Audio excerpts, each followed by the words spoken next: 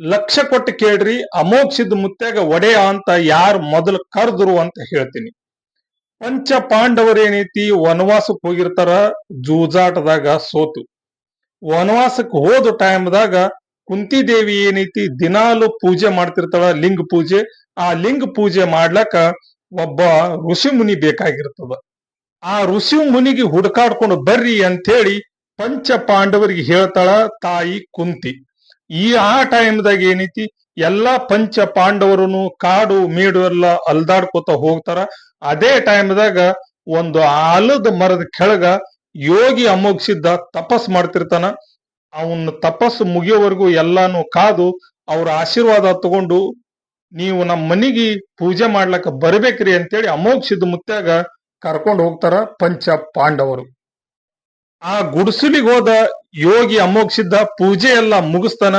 ಪೂಜೆ ಎಲ್ಲ ಮುಗಿಸಿ ಇನ್ನೇನು ಹೋಗ್ತಿರ್ಬೇಕಾದ್ರೆ ಕುಂತಿದೇವಿ ಮುತ್ಯಾನ ತಡೆದು, ಋಷಿ ಮುನಿಗಳೇ, ನೀವು ಇನ್ ಮೇಲಿಂದ ದಿನಾಲು ಈ ಗುಡಿಸಲಿಗೆ ಬಂದು ನನಗೆ ಆಶೀರ್ವಾದ ಮಾಡಿ ಪ್ರಸಾದ ಸ್ವೀಕರಿಸಿ ಹೋಗ್ಬೇಕ್ರಿ ಅಪ್ಪ ಅಂತೇಳಿ ಅಮೋಘ ಸಿದ್ಧ ಮುತ್ಯಾಗ ಹೇಳ್ತಾಳ ಕುಂತಿ.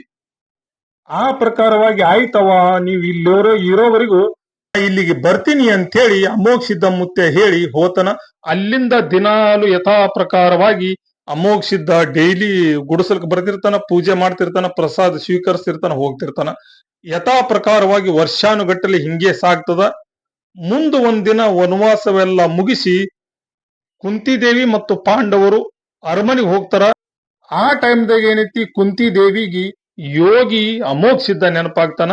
ಅವರೇ ಈ ಅರಮನೆಗೆ ಪೂಜೆ ಮಾಡ್ಲಕ್ಕ ಬರಬೇಕು ಅಂತೇಳಿ ಅರ್ಜುನ ಹೇಳ್ತಾಳ. ಅರ್ಜುನ ಮತ್ತ ಭೀಮ ಇಬ್ರು ಸೇರಿ ಆ ಯೋಗಿ ಅಮೋಘ ಸಿದ್ಧನ ಹುಡುಕಾಡ್ಕೋತ ಹೋತಾರ. ಆ ಮರದ ಕೆಳಗೆ ತಪಸ್ ಮಾಡ್ತಿರ್ತಾರ.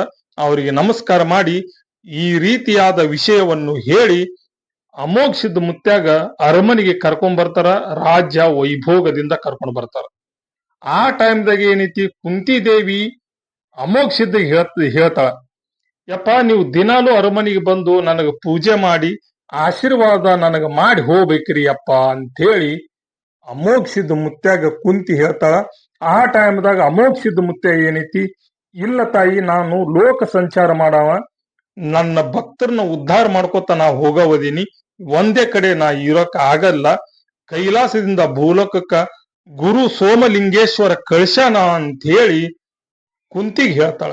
ಆಯ್ತ್ರಿ ಅಪ್ಪ, ನಿಮ್ ಇದಕ್ಕ ನಾವು ಇದು ಮಾಡಲ್ಲ, ನೀವು ವಾರಕ್ಕೊಂದ್ಸಲ ಬಂದು ಹೋಗ್ರಿ ಅಂತೇಳಿ ಬೇಡ್ಕೊಂಡಾಗ, ಆಯ್ತವ, ನಾ ವಾರಕ್ಕೊಂದ್ಸಲ ಬಂದು ಹೋಗ್ತೀನಿ ಅಂತ ಹೇಳ್ತಾಳ ಕುಂತಿದೇವಿಗೆ ಅಮೋಘ ಸಿದ್ಧ ಮುತ್ಯ. ಇದೇ ಪ್ರಕಾರವಾಗಿ ವಾರಕ್ಕೊಂದ್ಸಲ ಅಮೋಘ ಸಿದ್ಧ ಬರ್ತಿರ್ತಾನ, ಆಶೀರ್ವಾದ ಮಾಡ್ತಿರ್ತಾನ, ಪ್ರಸಾದ ಸ್ವೀಕರಿಸ್ಕೊಂಡು ಹೋಗ್ತಿರ್ತಾನ. ಮುಂದೆ ಹೋಗ್ತಾ ಹೋಗ್ತಾ ಹೋಗ್ತಾ ಅಮೋಘ ಸಿದ್ಧ ಹೋಗಿ ವಾರದೊಡೆಯ ಅಂತ ಕರೆದ ಅರ್ಜುನ. ಅಮೋಘ ಸಿದ್ಧ ಮುತ್ಯನ ಬಿಟ್ಟು ವಾರದೊಡೆಯ ಅಂತೇಳಿ ಕರೆದ. ಅದೇ ವಾರದ ಒಡೆಯ ಹೋಗಿ ಮುಂದೆ ಒಡೆಯ ತಾಯ್ತು.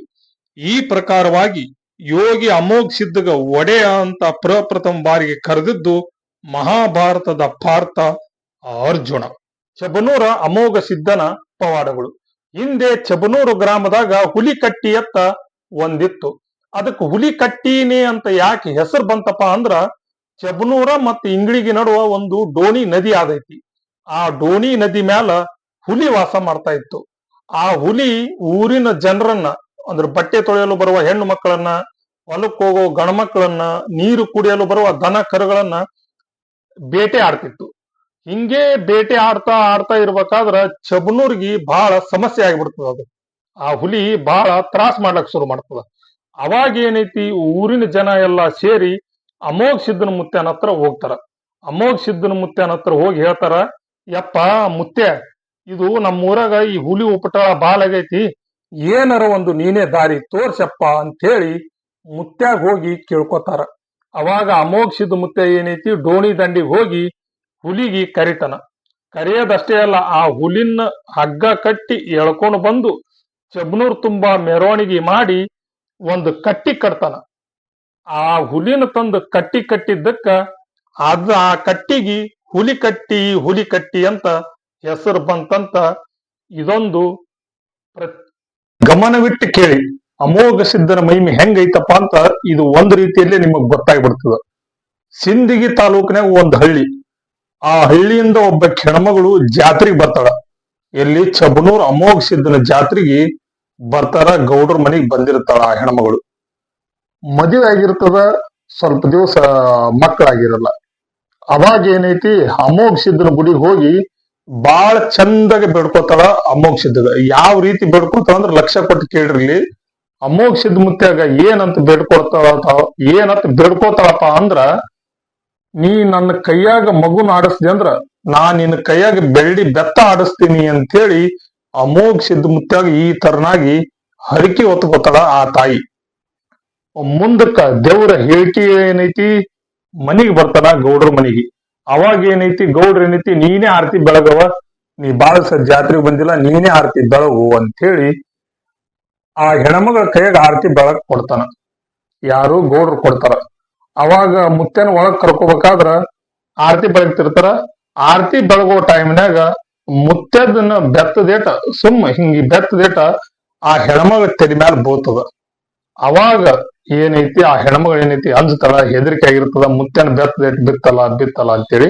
ಅವಾಗ ಗೌಡ್ರ ಏನೈತಿ ಸಮಾಧಾನ ಮಾಡಿ, ಏನಾಗಲ್ಲ ತಗೋರವ, ಯಾಕೆ ಇದಿ ಹೊಡಿತಿ, ಏನ್ ಸಮಾಧಾನ ಇರು, ಯಾಕೆ ಸುಮ್ನೆ ಬಾಳ ಇದು ಮಾಡ್ಕೋಬೇಡ, ಹೋಗು ಅಂತ ಹೇಳಿ ಮುತ್ತೆ ಎಲ್ಲ ಮನಿಗ್ ಬಂದ್ ಹೋಗಿಂದ ಗೌಡ್ರ ಏನೈತಿ ಮನಿಗೆ ಕಳಿಸ್ತಾರ.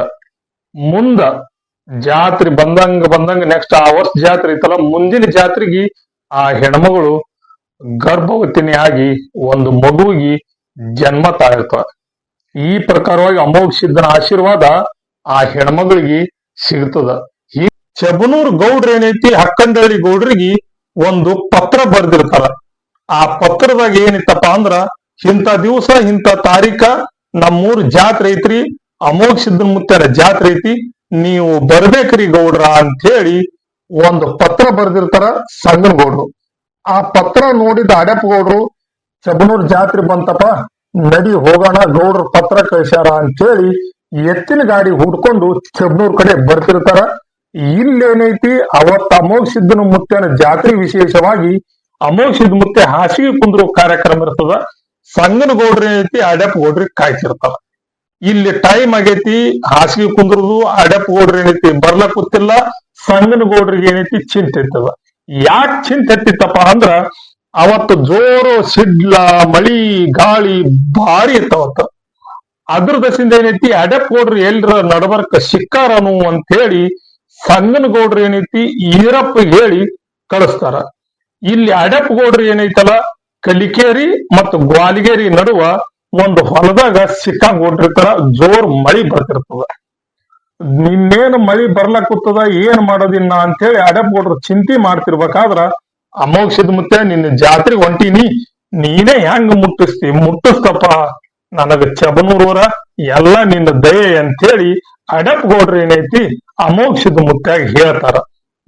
ಮಳೆಯಲ್ಲಿ ಸಿಕ್ಕ ಅಡೆಪ್ಪ ಗೌಡ್ರು ಅಮೋಘ ಸಿದ್ಧ ಮುತ್ಯಾಗ ಬೇಡ್ಕೊಂಡು, ಮುಂದ ಕತ್ತಲಾಗಿರ್ತದ, ಒಂದು ಕಂದಿಲ್ ಹಿಡ್ಕೊಂಡು ಅಮೋಘ ಸಿದ್ಧ ಮುತ್ಯಾಗ ಬೇಡ್ಕೊಂಡು ಅಡೆಪ್ಪ ಗೌಡ್ರು ಏನೈತಿ ತಮ್ಮ ಮಕ್ಕಳನ್ನ ಕರ್ಕೊಂಡು ಎತ್ತಿನ ಗಾಡಿ ಹುಡ್ಕೊಂಡು ಹೋಮ್ ನಡಿಯಪ್ಪ ಅಂತೇಳಿ ಬರ್ತಿರ್ತಾರ. ಇಲ್ಲೇನೈತಿ ಇನ್ನೊಂದ್ ಎತ್ತಿನ ಗಾಡಿ ತಗೊಂಡು ಈರಪ್ಪ ಏನೈತಿ ಹೊಂಟ್ರಿತನ ಕಲಿಕೇರಿ ತಲುಪ್ತದ. ಅಲ್ಲೇನೈತಿ ಹಕ್ಕಂಡಳ್ಳಿ ಗೌಡ್ರನ್ನು ತಲುಪ್ತಾರ. ಯಾಕೋ ಈರಪ್ಪ ಹಿಂಗ್ ಬಂದಿಯಲ್ಲ ಅಂತ ಹೇಳಿದಾಗ ಈರಪ್ಪ ಹೇಳ್ತಾನ, ಇಲ್ರಿ ಸಂಗನ ಗೌಡ್ರು ಬಿಡ್ಲಿಲ್ಲ, ಹಂಗಾಗಿ ಕರ್ಕೊಂಡು ಬಾ ಅಂತ ಕಳ್ಸಿದ್ರು, ನಡ್ರಿ ಹಿಂಗೆ ಹೋಗೋಣ ಅಂತ ಹೇಳಿ ಬರ್ತಾರ. ಇಲ್ಲಿ ಮುತ್ತೆ ಹಾಸಿಗೆ ಕುಂತಿರ್ತಾನ. ಅಲ್ಲೇನೈತಿ ಅಡೆಪ್ಪ ಗೌಡ್ರು ಮತ್ತೆ ಈರಪ್ಪ ಇನ್ನೊಂದು 3-4 ಜನ ಕಲ್ತು ಎತ್ತಿನ ಗಾಡಿಯಾಗ ಬರ್ತಿರ್ತಾರ. ಈರಪ್ಪನ ಎತ್ತಿನ ಗಾಡಿ ಮುಂದದ, ಅಡೆಪ್ಪ ಗೌಡ್ರು ಎತ್ತಿನ ಗಾಡಿ ಹಿಂದದ. ಡೋಣಿ ದಂಡಿಗೆ ಬರ್ತದ, ಡೋಣಿ ಏನೈತಿ ತುಂಬಿ ಹೋಗ್ತಿರ್ತದ. ಮುಂದೆ ಹೆಂಗ್ ಹೋಗ್ಬೇಕು, ಇನ್ನೇನ್ ಮಾಡ್ತೀರಿ ಗೌಡ್ರ, ನೀವು ಸುತ್ತರ್ದ್ ಬರ್ರಿ, ನಾ ಹಿಂಗ ಈಶಾಡ್ಕೋತ ಹೋಗ್ತೀನಿ ಅಂತ ಹೇಳಿ ಹೋಗಿ ಗೌಡ್ರಿಗೆ ವಿಷಯ ಮುಟ್ಟಿಸ್ತೀನಿ ಅಂತೇಳಿ ಡೋಣಿ ಈಸ್ಕೇಸಿಂದ ಈರಪ್ಪ ಏನೈತಿ ಹೋಗಿ ದಂಡಿಗೆ ಮುಟ್ತಾನ. ಮುಟ್ಟೇನೈತಿ, ಇಲ್ಲಿ ಗೌಡ್ರು ಮುತ್ತೆ ಹಾಸಿ ಕುಂದ್ರು ಕಾರ್ಯಕ್ರಮದಾಗ ಗುಡ್ಯಾಗ ಬಿಜಿ ಇರ್ತಾರ. ಅಡೆಪ್ಪ ಗೌಡ್ರ ಏನೈತಿ ಯಪ್ಪ ಅಮೋಘ ಸಿದ್ಧ ಮುಂದ್ ಸುತ್ತರ್ದ ಏನೈತಿ, ನೀ ಹೆಂಗ ಕಳಿಸ್ತಪ್ಪ ಅಂದಾಗ ಒಂದು ಕಂಬಳಿ ಹಾಕೊಂಡು ಹುಡುಗ ಅಲ್ಲಿಗೆ ಬರ್ತಾನ. ಗೌಡ್ರ ಎಲ್ಲಿಗಿರಿ ಅಂತ ಕೇಳಿದಾಗ ಹಿಂಗಿಂಗ್ ಹೇಳ್ತಾನೆ, ಹಿಂಗ ಸಂಗನ ಗೌಡ್ರ ಮನೆಗೆ ಹೊಂಟಿದ್ದೇವಪ್ಪ, ಜಾತ್ರೆ ಇತ್ತು, ನಾನು ಅಲ್ಲಿಗೆ ಹೊಂಟಿನಿ, ಬರ್ರಿ ಗೌಡ್ರ ನಿಮ್ಮನ್ನ ದಾಟಿಸ್ತೀನಿ ಅಂತ ಹೇಳಿ ಆ ಕಂಬಳಿ ಹಾಕೊಂಡು ಹುಡುಗ ಏನೈತಿ ಡೋಣಿ ದಾಟಿಸ್ತಾನ. ದಾಟಿಸಿ ಏನೈತಿ ಮುಂದಕ್ಕೆ ಹೋಗ್ತಾನ. ತಿರುಗಿ ಅವ ನೋಡಟ್ಲೆಗೆ ಗೌಡ್ರು ನೋಡಟ್ಲೆಗೆನೆ ಅಲ್ಲಿ ಮಟ್ಟ ಮಾಯ ಆಗಿರ್ತಾನ ಕಂಬಳಿ ಹಾಕೊಂಡು ಹುಡುಗ. ಈ ಪ್ರಕಾರವಾಗಿ ಹಕ್ಕಂಡಳ್ಳಿ ಗೌಡ್ರಿಗೆ ಡೋಣಿ ದಾಟಿಸ್ತಾನ ಯೋಗಿ ಅಮೋಘ ಸಿದ್ಧ. ನಮಸ್ಕಾರಗಳು.